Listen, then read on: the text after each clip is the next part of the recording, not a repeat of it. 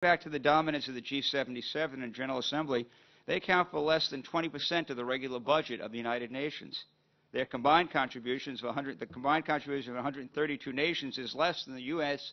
contribution alone.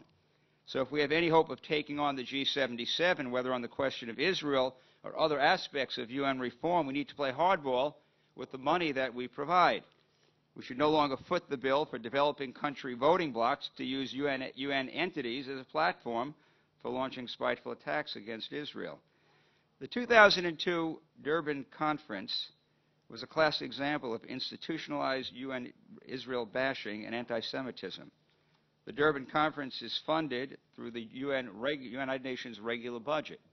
Durban 2, and I presume you've had some discussion about that this day, is scheduled for 2009 with Libya chairing the preparatory committee.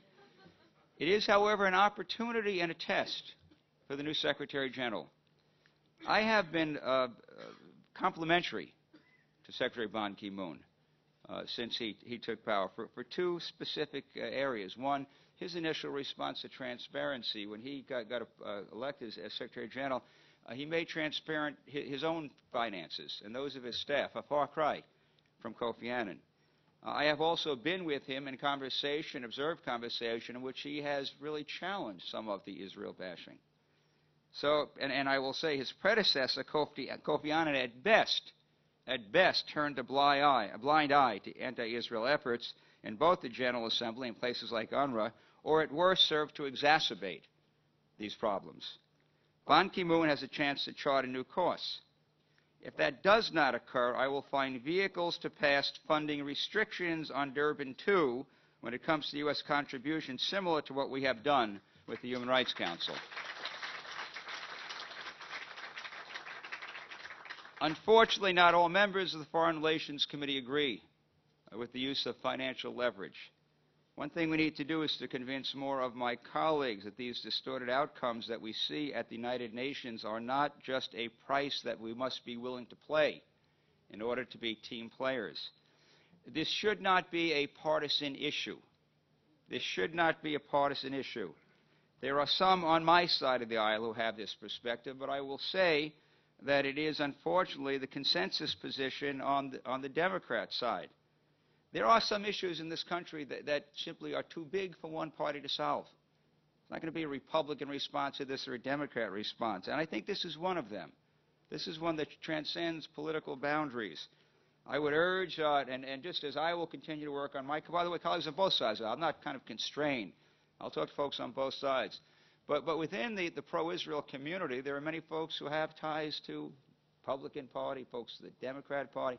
And I really urge people to use your ties, use your connections, your relationships, to bring home the point that this leverage is important, that the use of financial leverage to rein in anti-Israel bashing in the United Nations is one of the most effective tools that we have. Either we believe in the stated ideals of the United Nations or we don't, and we need to put our money where our mouth is. Let me talk about lighting a candle, because I also believe we must pursue a more subtle light the candle strategy. As I said, many of the votes that provide the majorities for anti-Israel votes come from nations with no real bone to pick with Israel. Some of them are actually quite friendly to the United States and with whom we have extensive trade and security arrangements. I think we need to bring up the issue of Israel in these relationships and try to win better treatment wherever we can. As a mayor, I often found that you solve problems by breaking them down into manageable tasks. You got I always told my staff, small bites, small victories. Small victories. You can't get to D unless you deal with A, B, and C first. And perhaps as friends of Israel, we should sit down with a map and say, who are the likely suspects we can reach on the edges of the anti-Israel coalition? What are the connections and leverage we might use to persuade them to take another look? We need to get, by the way, outside of Turtle Bay on this. We need to work with our ambassadors in the capitals of these various countries. We need to work in Washington, and I have done that. I've been involved in conversations. When we were in the majority, I was the chair of the Western Hemisphere Subcommittee on Foreign Relations. I'm now actually, interestingly enough, I'm the ranking member. I moved to the Middle East, Near East Subcommittee. I wanted to have a more active role on the other side of my friend, John Kerry, who chairs the committee. So I wanted to be there in those conversations. And by the way, assuming if we get back in the majority, because Chuck Hagel's now gone and Link Chafee's gone and George Allen, I'll be the number 2 Republican. Should we get in the majority, since we term limit our chairman, I'll be the chairman of the Foreign Relations Committee at a certain point in time. So, but I got to get reelected. Well, we'll talk about that another occasion. But this getting outside charitable-based strategy, by the way, I got this from John Bolton, something that we talked about when he was there. And I had those conversations. They can prove to be effective.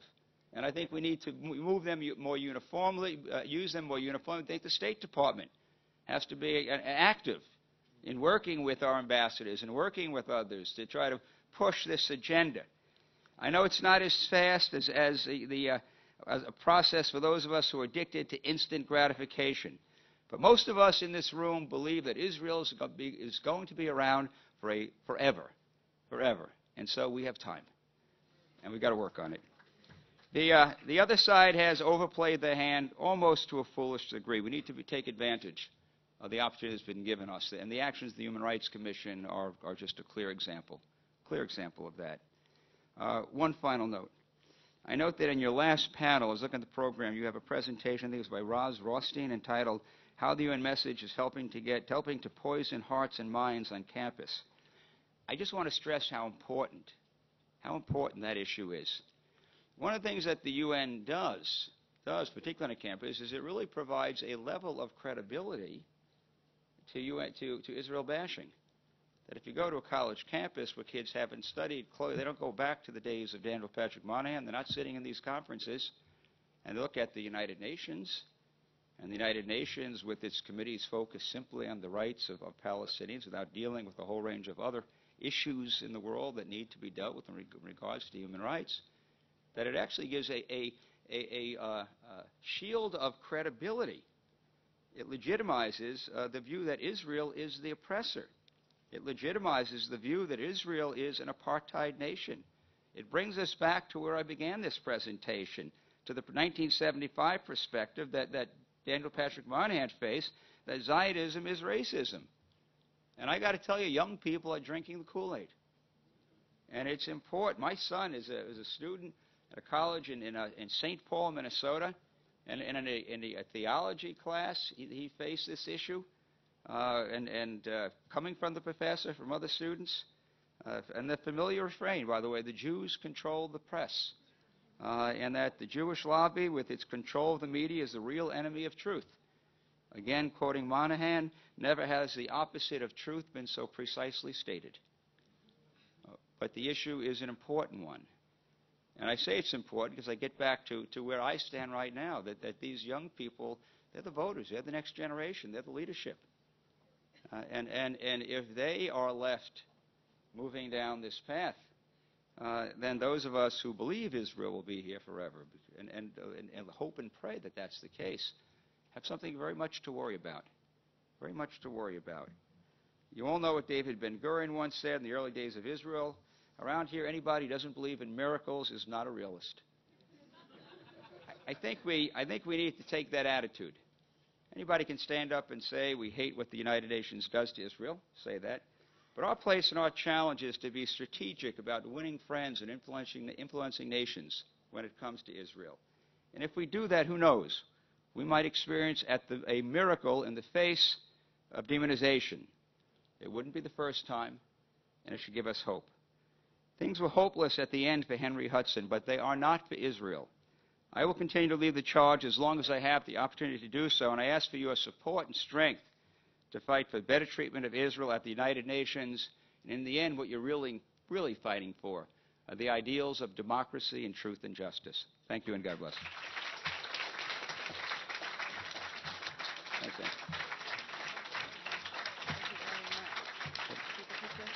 Yeah.